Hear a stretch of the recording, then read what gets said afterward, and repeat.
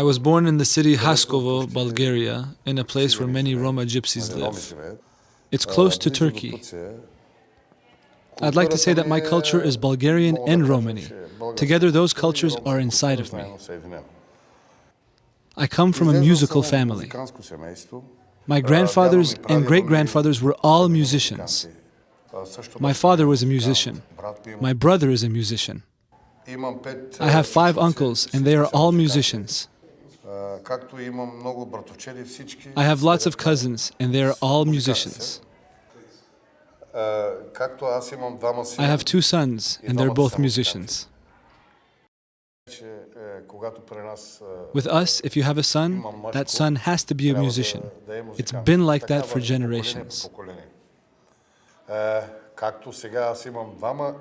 And I have 2 grandsons, and they're continuing with music.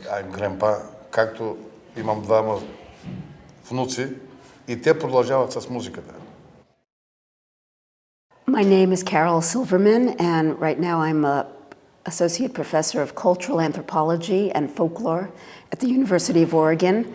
And I started out as an international folk dancer, and Balkan music was my hobby then. I started traveling to the Balkans every summer because I was very into the dance and the music. And through that, I started learning the language and the singing. And then I found out you could study this academically, so I got a PhD in folklore. And for my PhD, I focused on Romani culture. The first form of Romani that I became familiar with was the dialects in the United States. And those are quite different from the dialects of Romani in the Balkans.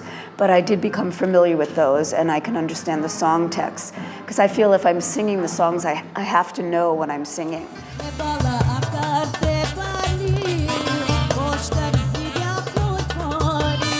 So I started learning Balkan village music, music from the sort of older traditional women's ritual repertoire from different regions of Bulgaria. And I started with Romani music because I was interested in it in a research way, but also as a performer.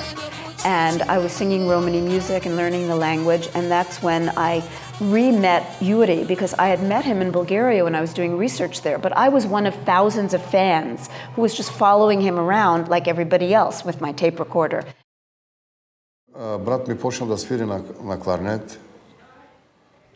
So I remember when my brother started to play the clarinet. And you should know that my father was very strict with us. Very strict. And if he said, don't touch that, you just can't go near it. So I remember how I secretly stole my brother's clarinet to try to figure out how to play it. My brother was at school for many hours. My father and mother were at work. I came home early from school, took his clarinet, and started fooling around. So one afternoon, I was playing the clarinet secretly, and my father returned unexpectedly. From outside, he heard me, and I was really, really scared. I thought this was the end. And instead, my father said, "Oh, you're playing." He was very, very happy. He hugged me and said, "Let's try and make you a musician as well." My father was wondering what to do because my brother played the clarinet. Now I played. So my father switched me to saxophone in the family band.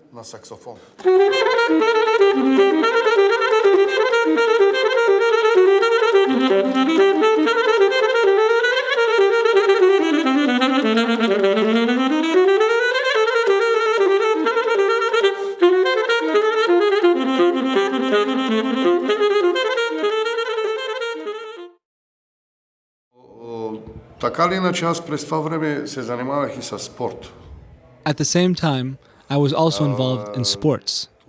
I was a boxer. So for 7 or 8 years, I was a professional boxer and a musician at the same time.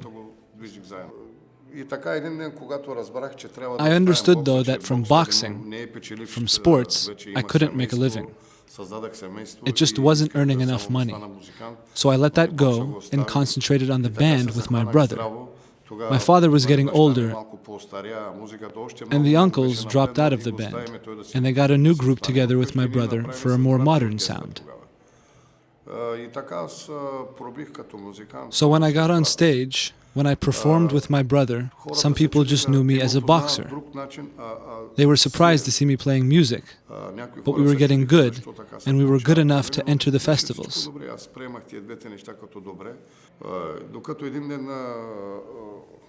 We performed at one of the biggest festivals. I think it was 1983.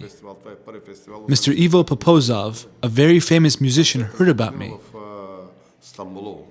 Actually, everyone was talking about me at that festival, and he noticed me at that festival.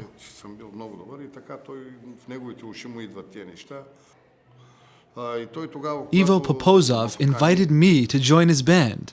But at first I refused. But then I thought it over and decided to join. And so I split from my brother's band and joined Ivo Popozov. I had a great desire to play with the master Popozov.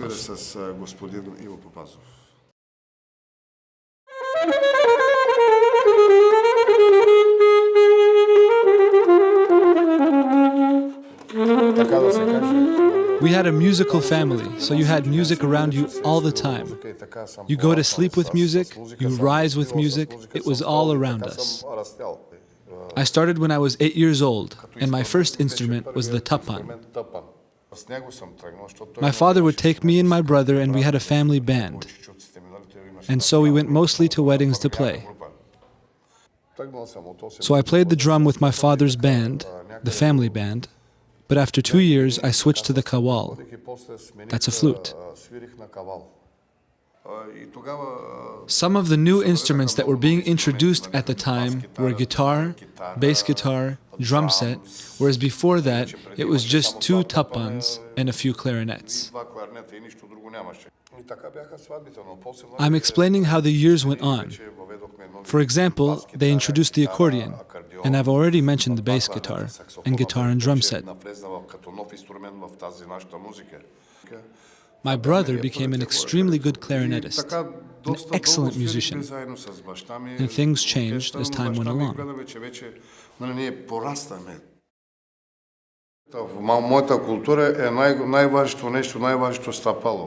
The center of our culture is music, for weddings, for circumcisions. The music is tied to ritual. It's impossible to imagine a wedding, for example, without musicians. It's just impossible to imagine it.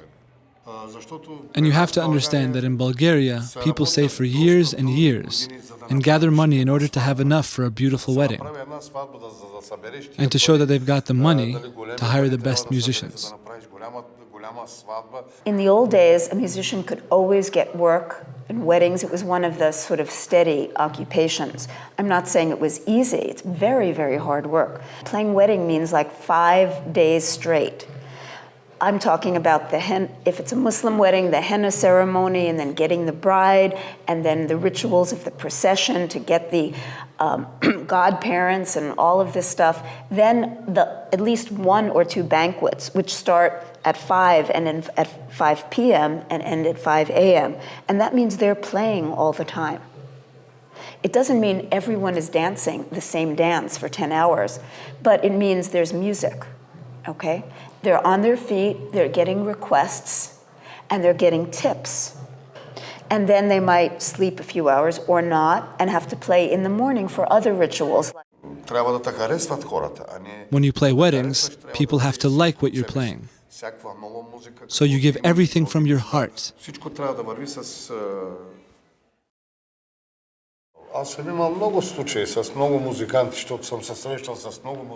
I remember many instances in my life when music became very powerful. Just because I've played with so many different musicians, this happened quite a lot. Just one was when I, Ivo Popozov, and our band had a jam session with David Sanborn, the jazz saxophonist.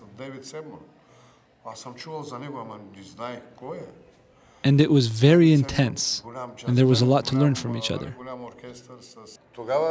When David Sanborn heard me, he gave me his saxophone. And that was my first new saxophone in my whole life. There are so many of these kinds of memories and instances, many of these types of powerful musical experiences.